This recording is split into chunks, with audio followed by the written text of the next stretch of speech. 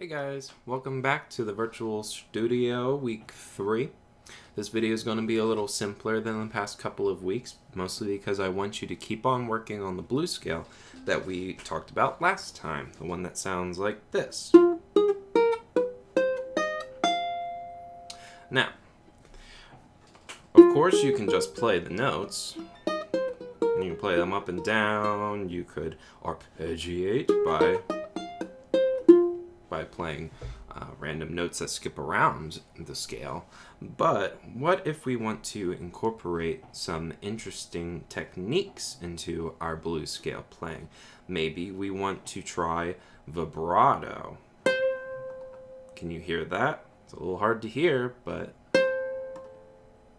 So you might hear the note going boing, boing, boing, boing, boing, boing, boing, boing, boing, just a tiny bit. It's a very light touch.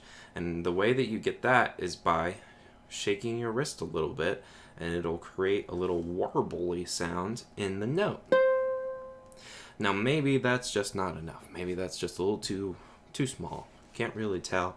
It's a little sound out of the ukulele. So maybe what we want is a bend. So that's when you hit the note, but then you push or pull on the string, sliding it along the fretboard like this. So you get a really big difference from the note when it starts. And then you could shake it around. And see, now that makes a big bendy sound with our notes.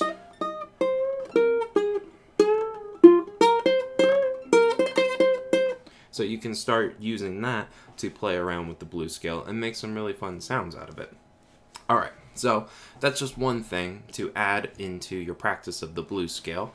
So you can go back to last week's video and play along with the backing track that will help you with using that scale. But what I really want to talk about this week is playing chords broken, or arpeggiating them. And when you play chords broken, you don't just strum through, because that would just be chord strumming. Doesn't sound bad, but we can sometimes make our instrument seem quieter while still using our chords by playing the chords broken. So, if you make your F chord shape, and you guys know that one, then you can start on the third string, and one string at a time go from the third to the second, first, and then back down. So we have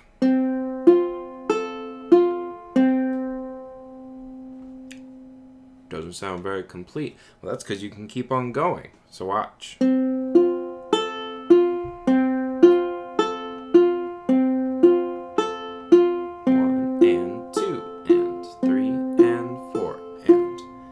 By playing one string at a time, you get a quieter sound from the instrument, and that works for slower songs or just songs that are really mellow and nice and easy. And you can do that with different chords. So maybe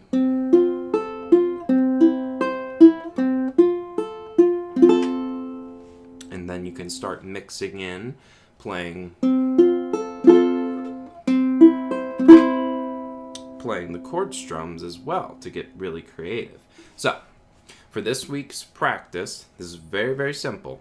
Just use your F chord and your C chord, two chords that I know are very easy for you guys, and only focus on playing the first, second, and third string, and playing them up and down, 1 and 2 and 1 and 2 and. So that will create a good little easy practice for playing broken chords. Now, if it was a guitar, then you'd be able to play things a little bit bigger, maybe 1, 2, 3, 1, 2, 3. But our bottom string, because it's a higher note, at least with an F chord, it ends up being the same exact note as a different string, in this case the first string. So it doesn't really change much if we're just going through all of them. Not that it sounds bad, it still sounds cool, but I want you to focus just on these three, where each note is different and you're playing through each note of the chord. And you can do it fast. You could do it slow.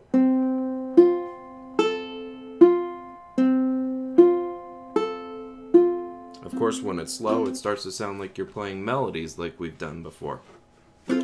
Okay, so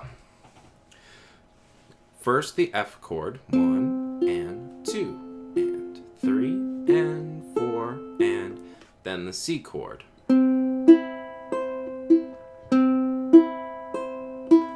Pretty easy. So if you use that and then practice doing that, that's going to train you in being able to play chords broken. And then, like I said, if we have slower songs, or maybe sad songs, or mellow songs, just quiet, then that's a perfect way for us to play our chords and be creative in creating different kinds of musical textures.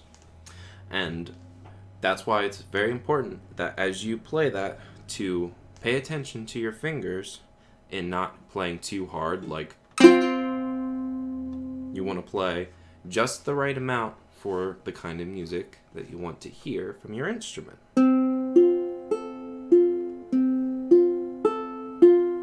Now, I'm just using my thumb down here, and I know some of you use picks, so here's my pick.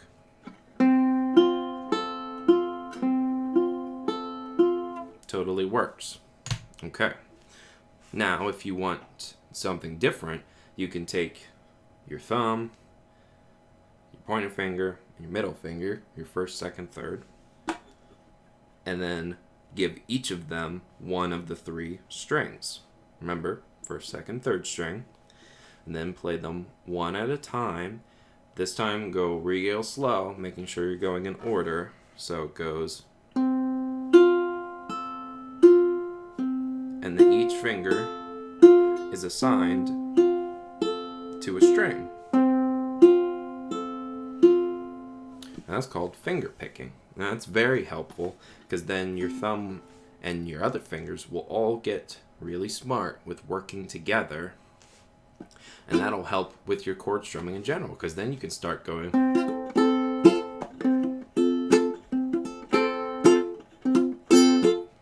See? Now that's mixing the two, kind of like we talked about before. All right. No fancy videos this time. Like I said, please go back to last week's and use that play along to keep practicing your blues scale. And then if you know how to make a little video, then I would love to hear from you guys and see you're practicing, maybe answer any questions you have. And you can always, remember, you can always slow down the video so that if I played too fast and you're just like, Mr. Matt, come on, then slow down the video and you can play along to that, follow the bouncing ball in the music, and that'll really help you in learning how to use that blues scale. Because when we're finally back all playing together, I want to hear some really cool bluesy solos, okay? See you next week.